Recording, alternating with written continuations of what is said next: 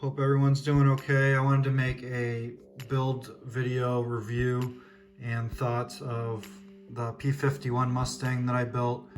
I apologize, I haven't uploaded anything in a little while. I had some personal things going on, plus I just got back from vacation, so I apologize for that. But I have been able to check out some of everybody else's builds in my subscriber feed, and you guys are coming up with some very cool things. So always cool to be able to check out when I have a few moments, even if I can't always be uploading. So I want to make a video of just, my impressions of this model that I built. So box art, very cool, very classy. It's part of that scale Warbird collection. I notice that other ones in the collection have similar box art. I think it's very, very nice looking box art. On the sides here, I do like the fact that you can see color representation of the different versions of the model that you can make. So, very cool box art. Looking at the instructions here, your typical Tamiya fair hair, you get a black and white representation of the airplane, plus some history of it and some different things, some specs and everything like that. So, moving along here, you're going to be building the cockpit. Everything was pretty self-explanatory here. The cockpit is a little bit more, I don't want to say in depth, but there are some things to do in the Mustang. You have some different things to paint, maybe more so than just the small aircraft that might just have this section here. So there were some different things to paint there, plus you had to attach this piece here. The flight controls, just painted this basically black and then just used a toothpick to do white paint on there, and then just weathered it a little bit to make it look good, but no problems there. Next thing on the instructions here are the wheels and the drop tanks. I didn't do this till very later on when I was actually painting it, so I just kind of skipped this step for now. And I moved right along here to painting the interior and attaching everything. Everything fit pretty well. I don't have any major complaints about anything. I just used Tamiya extra thin cement to glue everything together, so I didn't have any issues with that. When you get to the exhaust here, I was a little bit confused as to which exhaust to use. I didn't really see it very clearly described which ones to use, so I actually used the box art on the side of the box to try and match up the correct one, and yeah, I believe I used this one here. So, and then just attaching the wings here to the fuselage, painted the wheel wells here, the interior green color. And then attaching the top portion of the wings. Everything fit pretty well here. I don't remember having to use very much filler at all. I may have used a little bit, but I mean, everything fit together really well, so no problems with that. I'm not even sure if I used filler. If I did, it wasn't very much. So attaching that.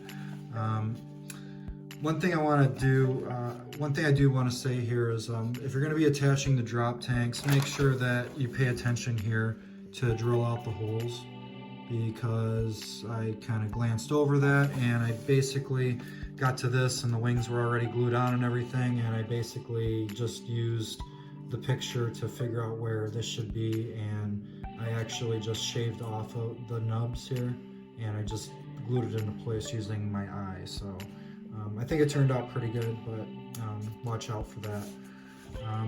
Propeller here, self-explanatory.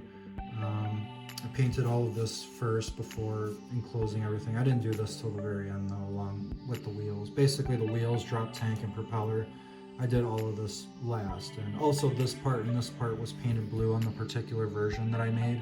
So, it didn't make a lot of sense to do this separately, so I just kind of waited on that. Then we get to this part here, putting on the canopy. This was a little bit confusing. I wasn't sure exactly. This says Dallas built canopy. This says normal canopy. I wasn't sure which one to use. Believe I used this one here. But I didn't really see it very clearly described. And when I looked at the pictures of the plane, on the painting, I couldn't really tell a difference, so I think I just used this one here. Oops, sorry, there goes my Tamiya tape. No problems with that. Luckily it wasn't an airplane. But okay, so getting to this part here, again, like all of this stuff I pretty much waited till the very end, putting on the wheels and you know, drop tanks and everything. It says to do it now, but I'm gonna wait till I get done painting. So that was done later. It's a little finicky, this little piece here, connecting it to you know, the wheel parts that close up. In my video you can see it took me a couple tries to get this correct, but if you're patient and you take your time, no big deal, I feel. All right, and then here, attaching propeller, attaching canopy. Did not attach the propeller until after painting. Canopy I did attach beforehand.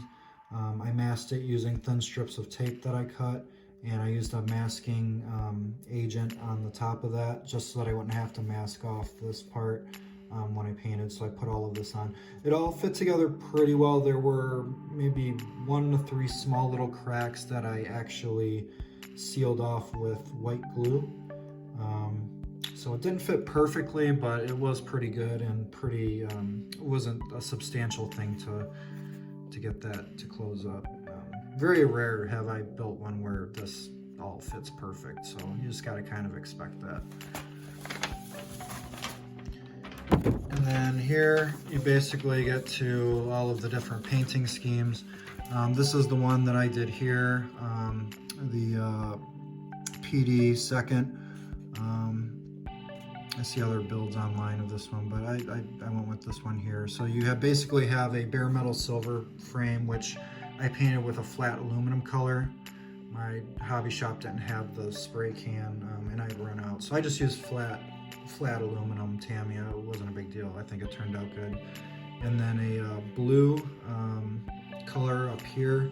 And to do the blue, I did the silver first, and then I did Tamiya tape that for curves, and I taped around here, and then I actually brush painted the top, the blue color, and it turned out pretty good. I think if you were to airbrush this and take more time to mask everything, it may turn out better. But I just brush painted, so some of the paint went into the recessed panel lines. So that did happen a little bit, and some of the paint did get under the tape, but I just basically touched it up, the aluminum color, and I mean, when it gets into the panel lines, you're going to be putting a wash over it anyway, so by the time it was said and done, you can't even notice that, but I thought it's worth mentioning. The decals went on great. I had no issues whatsoever with the decals, so there you have it. Well, I guess I'll also mention you can also build this D-Day version of the plane, and then they have another one here which has like an olive drab nose on it also. So 3 different options with that. So with that being said, let's take a look at the plane here. And here's the finished version. And I think it turned out pretty good. So you can see like the blue on the nose there, and I used oil paints to do the weathering effects here. I used a very fine brush to brush paint some aluminum over the top here to give it a weathered effect, which I'll go in here so you can see it. So you can see that there's some chipping effects that I did. I used a piece of sponge for the propellers. That's how that turned out. And then, if you want to look here, I used Tamiya tape on the seats to give the seat belts here. Cockpit is, or canopy's closed. And again, the oil paint wash, I think, turned out pretty well. This plane actually still exists today. I found videos of it. Oop. Jeez, I'm just dropping everything today. I found videos of it online. So this plane actually still exists, and it's actually in really good condition. When I did a little bit of research on it, it appears that you know, it survived the war and everything. I'm not sure really how much combat it actually saw, but all in all, this built into a really nice looking model. I'm very impressed with it. I recommend it. It wasn't too expensive, and you know, if you take your time with it, it builds up into a really nice piece for your collection. With that, I want to thank you for watching.